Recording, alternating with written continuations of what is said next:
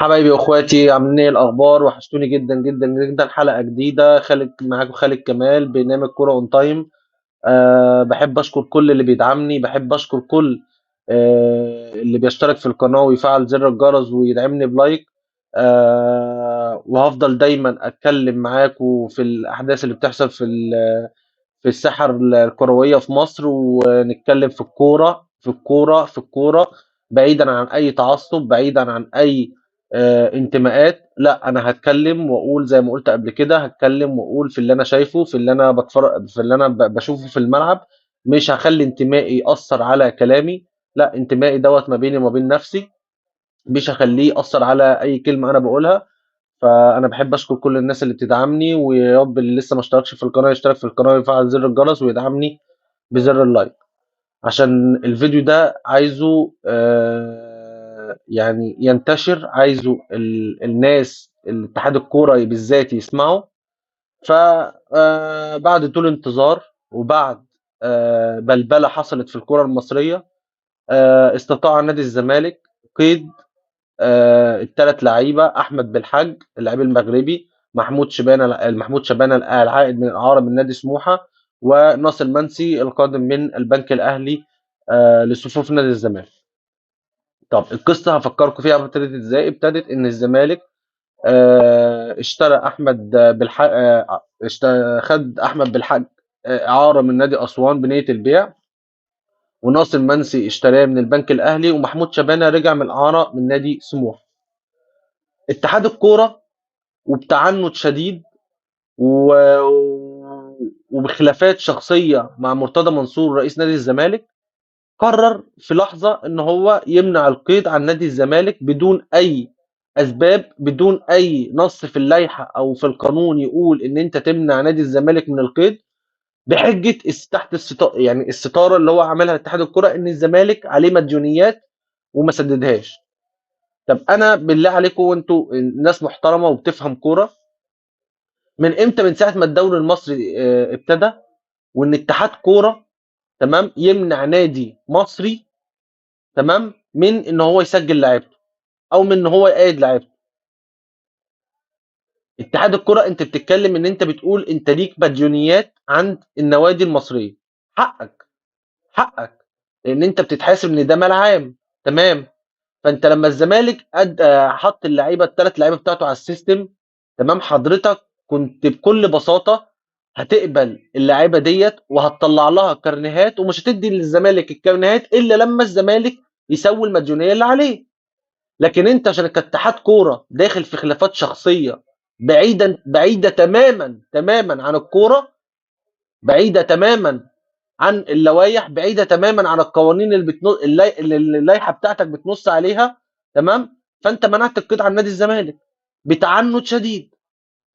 الزمالك بعت خطاب للفيفا عن طريق حضرتك كاتحاد، والفيفا رد قال لك ان دوت شأن داخلي. لو اجراءات نادي الزمالك، الفيفا ردت عليك قالت لك لو اجراءات نادي الزمالك سليمه، تمام، هتأيد اللعيبه ديت، ده شأنك الداخلي، اتصرف. طبعا اتحاد الكوره عشان يرفع الحرج منه راح باعت الملف للجنه التظلمات بقياده المستشار عادل الشربجي. المستشار عادل الشربجي خد الملف الزمالك عمل كل حاجه قانونيه في الملف ده. الزمالك ما غلطش غلطه، انا بتكلم عن الزمالك ما بتكلمش عن مرتضى منصور. الزمالك كل خطوه اخدها في الملف ده كانت صحيحه وقانونيه 100%. سجل اللعيبه في ميعادها، حط اللعيبه على السيستم، حط بطاقات اللعيبه على السيستم، فبالتالي اجراءات نادي الزمالك سليمه مليون في الميه. طب ايه المتبقي لنادي الزمالك؟ المديونيه اللي عليه. فبالتالي مفيش حاجه تمنع ان اتحاد الكوره يطلع كارنيهات اللعيبه دي، تمام، وما يديش الكارنيهات، ما يديش كارنيهات الثلاث لعيبه لنادي الزمالك الا لما نادي الزمالك يدفع المديونيه اللي عليه. تمام. فالمستشار عادل الشرباجي اخطر اتحاد الكوره بصحه تأييد لعيبه نادي الزمالك. تمام كده. طب دلوقتي الثلاث لعيبه، انا بتكلم معاكم ان الثلاث لعيبه دلوقتي بتوع نادي الزمالك اتأيدوا. انا هكلمكم بقى في اللي جاي. يعني النهارده اللعيبه اتأيدت، هكلمكم بقى في اللي جاي. مع ان اجراءات نادي الزمالك سليمه، والزمالك ليه حق ان هو يأيد اللعيبه ديت. تمام. آه في قائمته. تمام. دلوقتي هيجي هيجي انديه الدوري. تمام، بما فيهم الاهلي، الاسماعيلي، انديه الدوري هتحتج على اتحاد الكوره. تمام، انت ازاي ايدت اللعيبه ديت؟ طبعا الانديه مش عارفه، مش هتبقى عارفه ان الخطوات اللي قدمها نادي الزمالك سليمه، فانديه الدوري هتحتج على هذا القرار. فانت كده صدرت ازمه للكره المصريه من لا شيء. انت كده صدرت لازمه من لا شيء. معانا كنادي منافس لنادي الزمالك، هقول لك انت منين منعت القيد عن نادي الزمالك، ومنين ايدت اللعيبه؟ منين انت منعت القيد عن نادي الزمالك، ومنين انت ايدت الثلاث لعيبه؟ عشان انت اتحاد كوره مش عارف لوائح ومش عارف قوانين. اتحاد كوره مش فالح غير ان انت تصدر ازمات للكره المصريه. ايه اللي انت عملته للكره المصريه كاتحاد كوره برئاسه الاستاذ جمال علام وباقي الاعضاء؟ المنتخب مصر للشباب اهو خرج النهارده من الدور الاول، ما عندوش غير نقطه، اتعادل مع موزمبيق واتغلب من نيجيريا، والماتش الجاي هيقابل السنغال اللي هي فايزه على نيجيريا 1-0. انت بقى كاتحاد كوره عملت ايه للكره المصريه؟ انت كاستاذ جمال علام دخلت في خلافات شخصيه مع مرتضى منصور، صدرت ازمه للكره المصريه، دخلت في صدام مع نادي الزمالك، ونادي الزمالك عمل كل حاجه قانونيه، ما فيش حاجه نادي الزمالك قانونيه ما عملهاش. فانت بالتالي صدرت ازمه للناس، صدرت ازمه من لا شيء. كده انت هتخلي باقي الانديه تقول لك انت عايزين توضيح انت ازاي منعت القيد عن نادي الزمالك. تمام، ورجعت بعد كده ايدتهم. الزمالك بعت للفيفا، الفيفا نظر في الشكوى، قال لي لو نادي الزمالك سجل اللي لعيبته في الميعاد المظبوط، تمام، من حق نادي الزمالك ان هو يسجلهم، وده شأنك الداخلي، اتصرف. انت بعت لجنه التظلمات، لجنه التظلمات بعد ما راجعت الاوراق لقيت ان موقف نادي الزمالك سليم، فقالت لك ايد اللعيبه، وسلمت الكرنيهات النهارده لنادي الزمالك. فانت شكلك ايه؟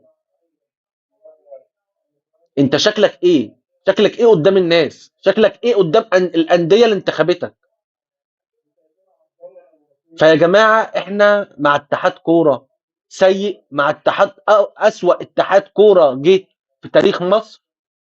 فاحنا يا ريت اللي بيشاهد الفيديو ده يشيره في كل حته عشان نعرف الناس ان ده اتحاد كوره فاشل، اتحاد كوره ما يليقش ان هو يدير الكره المصريه.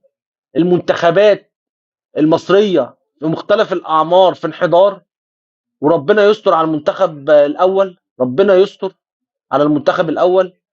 فانت فين كاتحاد؟ انت عندك خطه او برنامج ان انت تطور الكوره؟ لا، ده انت عندك خطه وقرار ان انت تهد الكوره المصريه، ان انت ما تطورش الكوره المصريه. احنا بجد محتاجين شخصيات رياضيه تدير اتحاد الكوره، شخصيات رياضيه محترمه تدير اتحاد الكوره. فربنا يسترها ويعدي الايام اللي جايه دي على خير. نادي الزمالك ونادي الاهلي داخلين يوم السبت على ماتشين مهمين جدا. الاهلي رفع روحه المعنويه بفوز على اسوان 3-0، فوز مستحق على نادي اسوان في اسوان 3-0. فدي رجعت الثقه شويه للاعيبه النادي الاهلي اللي عندهم مباراه حاسمه يوم السبت امام صن داونز اللي هو من اقوى فرق القاره. فالاهلي لا بديل له عن الفوز، لا بديل له عن الفوز اذا كان يريد ان هو يكون فرصه كبيره في المجموعه. الاهلي لو تعادل مع صن داونز هنا هيصدر ازمه لنفسه قدام، لان الهلال هيقابل القطن، ما نعرفش الهلال يعمل ايه مع القطن، فالهلال لو كسب القطن هيبقى 6 نقط. فلازم أن الاهلي يكسب الصن داونز هنا عشان يبقى مرتاح في الماتشات الجايه. طب نادي الزمالك لا بديل له عن الفوز. نادي الزمالك لا بديل له عن الفوز، لان بجد نادي الزمالك لو اي نتيجه تاني غير الفوز هيبقى قضى على اماله في الصعود للدور الثاني من المجموعات، وهيصدر ازمه لجماهيره، اللي بجد الجماهير بقت تعبانه ومخنوقه من التخبطات اللي فيها نادي الزمالك، من النتائج السيئه اللي فيها نادي الزمالك. فربنا يا رب يا رب يوفق الاهلي ويوفق الزمالك يوم السبت ان شاء الله. وانا بشكركم جدا جدا جدا جدا و... وشكرا على دعمكم ليا، واللي ما اشتركش في القناه يشترك في القناه ويفعل زر الجرس. ويا جماعه شيروا الفيديو ده في كل حته وتدوسوا لايك، لان اللايك ده يا جماعه بيساعدني ان الفيديو ده ينتشر. وانا كنت مبسوط ان انا كنت معاكم النهارده. خالد كمان كان معاكم. كورة اون تايم. السلام عليكم.